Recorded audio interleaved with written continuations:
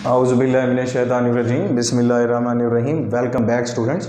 आज हम बड़े इंपॉर्टेंट टॉपिक को जो कि इलेक्ट्रॉनिक्स से रिलेटेड है उसे एक्सप्लेन करने जा रहे हैं। लेकिन उससे पहले इलेक्ट्रॉनिक्स के अंदर 3 बुनियादी प्रोसेसेस हैं जिन्हें अंडरस्टैंड करना ज़रूरी है to elaborate the complete electronics.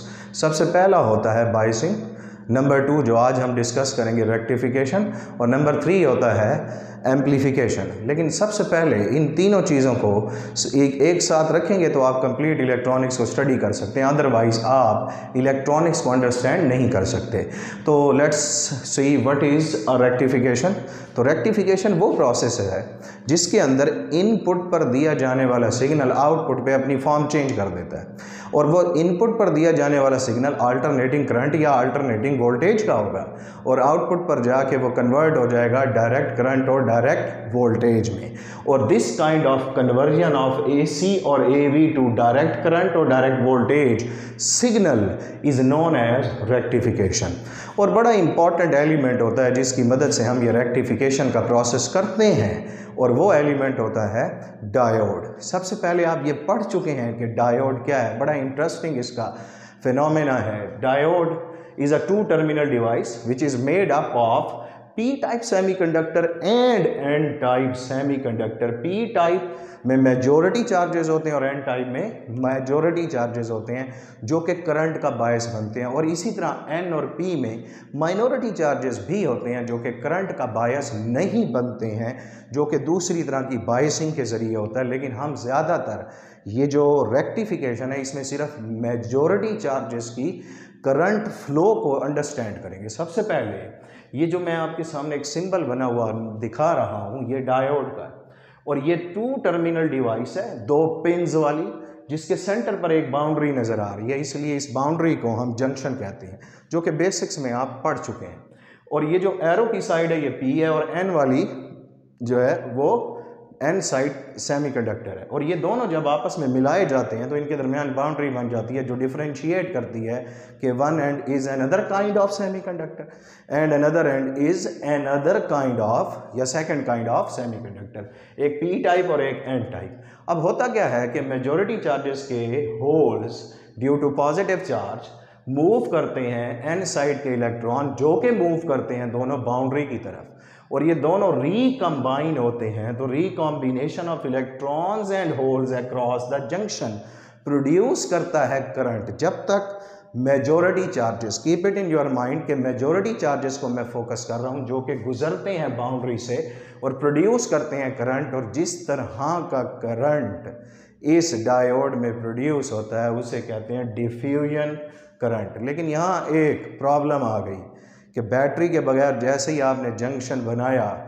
Charges flow होना शुरू हुए, उस वक्त इस बाउंड्री के अक्रॉस पोटेंशियल बैरियर क्रिएट हो जाता है, और पोटेंशियल बैरियर नाम से इंडिकेट हो रहा है स्टॉप कर देता है डिफ्यूजन को, मज़ीद चार्जेस को पेनिट्रेट होने से जंक्शन में से विदाउट बैटरी।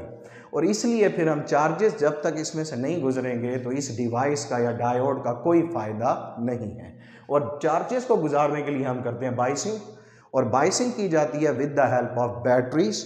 फिक्स्ड बाइसिंग होती है डायरेक्ट करंट बैटरी से, और वेरिएबल बाइसिंग होती है with the help of alternating current. और इस केस में इस डायोड को हमने यूज़ करना है वेरिएबल बाइसिंग के लिए, तो इसलिए अल्टरनेटिंग करंट और alternating voltage is given at the input of this diode.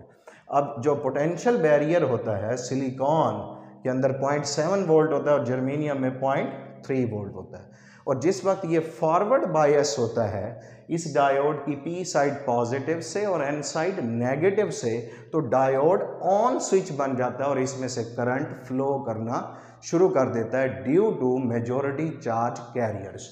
और जब रिवर्स बायस होता है तो डायोड ऑफ स्विच हो जाता है P साइड को नेगेटिव टर्मिनल से और N को पॉजिटिव टर्मिनल के साथ अटैच कर देने से, और इस तरह की बाइसिंग में करंट कट ऑफ हो जाता है, स्टॉप हो जाता है, और उस वक्त ये ऑफ स्विच बन जाता है। तो जो हम ये कह सकते हैं diode is a one way device, it conducts current only when it is forward biased and blocks current in another way when it is reverse biased. और हमारा पर्पज़ यहाँ पर बायसिंग नहीं पढ़ना, बल्कि इस बायसिंग की मदद से रेक्टिफिकेशन पढ़ना है। इसलिए बायसिंग चूँकि बेसिक फिनोमेना है रेक्टिफिकेशन का, इसलिए मैंने इसे थोड़ा सा शॉर्ट सेंट्रल आइडिया के तौर पे इलेबोरेट कर दिया। Let's move towards what is a half wave rectification.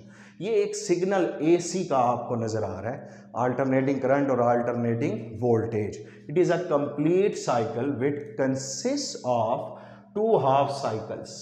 0 से T तक one time period of the wave consists of one positive half cycle and negative half cycle। ये 2 हाफ साइकिल का combination है, और इसे जब आप डायोड में से गुजारेंगे तो डायोड इज अ रेक्टिफायर, और इस रेक्टिफायर ने क्या करना है, इनपुट पर आने वाले AC सिग्नल को आउटपुट पर डायरेक्ट करंट में कन्वर्ट या डायरेक्ट वोल्टेज में कन्वर्ट कर देना। वो करेगा कैसे, उसको ज़रा अंडरस्टैंड करते हैं। सबसे पहले इसकी डेफिनेशन की तरफ चलते हैं। तो half wave rectification, half wave का मतलब है कि आउटपुट पर सिर्फ हाफ वेव आएगी।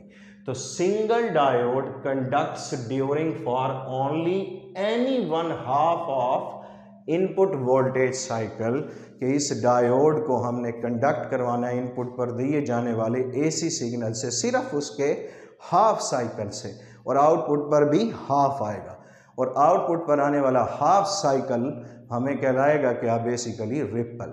अब ज़रा देखें, एक सर्किट बना हुआ है जिसमें एक डायोड है, एक वोल्टेज सोर्स है जो इनपुट पर है, और आउटपुट पर लगा हुआ है लोड रेजिस्टर। और लोड रेजिस्टर वो रेजिस्टर होता है जिसके अक्रॉस हम किसी भी सर्किट की आउटपुट लेते हैं। तो resistor across which complete current और load of a circuit is concentrated is known as load resistor. और सबसे पहले इसका प्रैक्टिकल यूज़ क्या है कि हाफ वेव को फुल वेव को हाफ वेव में कर क्या रहे हैं हम। Basically it is required for slow charging of dry cell. जो सिंगल ड्राई सेल होता है, जब उसे आपने चार्ज करना हो स्लोली, स्मॉल अमाउंट का चार्ज है, और उसकी मदद से उसके वोल्टेज को इन्हांस करना चाहते हैं, तो वो हम यूज़ करते हैं इस हाफ वेव रेक्टिफिकेशन को। अब होगा क्या, ये डायोड आपके सामने है, जिस वक्त पॉजिटिव हाफ साइकिल इसमें से गुजरेगा उस वक्त time period of input cycle 0 से T/2 होगा, और उस वक्त इसका एक टर्मिनल पॉजिटिव और दूसरा नेगेटिव हो जाएगा। Let's say upper terminal positive और लोअर टर्मिनल नेगेटिव, और अब इसमें से करंट फ्लो करेगा, और करंट की डायरेक्शन पॉजिटिव से नेगेटिव होती है। लेकिन डायोड है, तो डायोड ने तो उसी वक्त करंट कंडक्ट करना है, जैसे मैंने बताया, जब ये फॉरवर्ड बायस होगा, और फॉरवर्ड बायस की कंडीशन अगर ये सेटिस्फाई कर रहा है तो करंट इसमें से पास करेगा। और P साइड देखिएगा, वो जो कंडीशन है उन्हें सेटिस्फाई करने के लिए P साइड पॉजिटिव से और N साइड नेगेटिव से कनेक्टेड है। So current start moving in this direction clockwise across the load resistor, और जो करंट पास हो रहा है इनपुट साइकिल का वो पॉजिटिव हाफ साइकिल है, तो ये डायोड क्या हो जाएगा, ऑन स्विच बन जाएगा।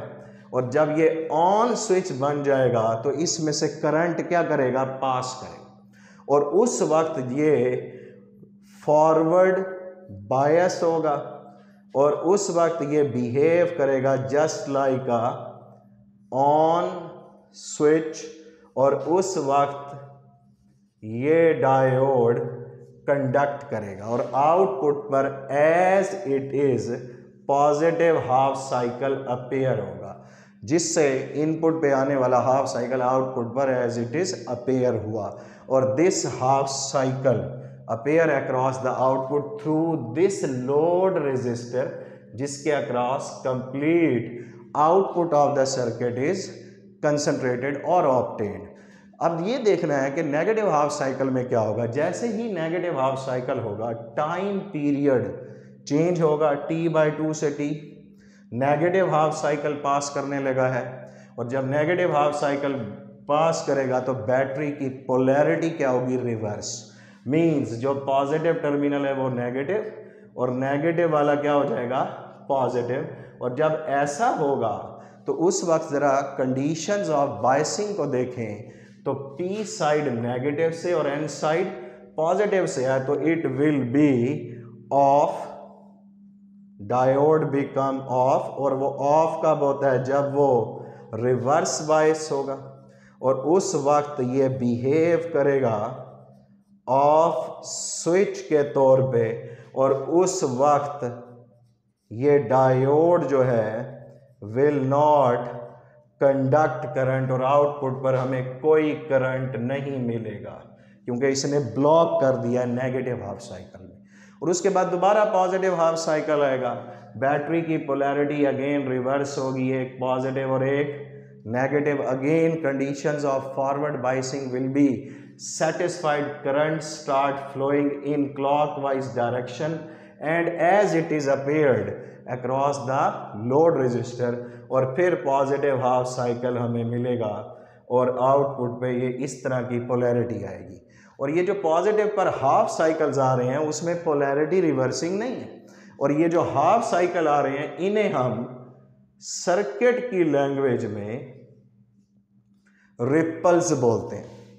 और डायरेक्ट करंट की कोई फ्रीक्वेंसी नहीं होती, जबकि अल्टरनेटिंग करंट की इनपुट फ्रीक्वेंसी है। और अगर आपसे पूछा जाए what will be the frequency of output ripples, तो आउटपुट पर रिपल्स की फ्रीक्वेंसी इनपुट की साइकिल की फ्रीक्वेंसी के बराबर होगी। मींस एक कंप्लीट साइकिल में इनपुट पर दिए जाने वाले एक कंप्लीट साइकिल में आउटपुट पर एक रिपल आया, और दो साइकिल्स में दो रिपल्स, तो रिपल्स की तादाद और साइकिल्स की तादाद सेम, इसलिए दोनों की फ्रीक्वेंसी भी क्या होगी, सेम होगी।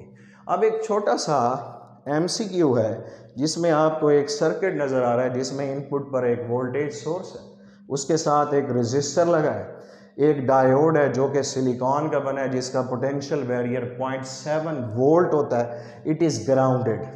What will be the potential difference across R?